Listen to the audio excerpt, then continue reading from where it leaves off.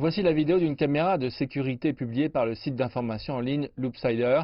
Elle montre des policiers donner des coups de pied, des coups de poing et frapper le producteur de musique Michel Zecler avec une matraque. L'homme de 41 ans avait été intercepté dans une rue de Paris sans porter de masque, comme l'exigent les restrictions sanitaires pour faire face au coronavirus. Les policiers l'ont forcé à retourner dans son atelier en l'agressant avant de lancer une bombe lacrymogène à l'intérieur de la pièce. Ils indiquaient avoir été dans l'incapacité de maîtriser M. Zecler, qui se débattait, et expliquaient les coups par la panique qui les avait saisis dans ce local dont ils ne parvenaient pas à s'extraire. La décision d'ouvrir une enquête formelle intervient dans un contexte d'inquiétude croissante face aux violences policières en France.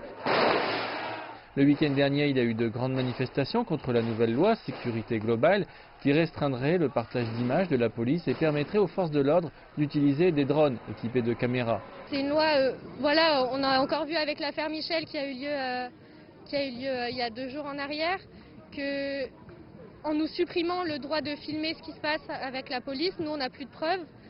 Que évidemment les forces de l'ordre auront toujours des paroles qui pèseront plus. C'est pas normal une loi comme ça. Pour moi on peut pas faire une loi comme ça, parce que si la loi elle passe, derrière c'est-à-dire qu'il y a des gens, comme on a vu la vidéo du pauvre mec, si ça n'avait pas été filmé, il serait en taule. À mon avis, vu l'évolution de la loi, enfin du droit, vu l'évolution aussi du monde contemporain.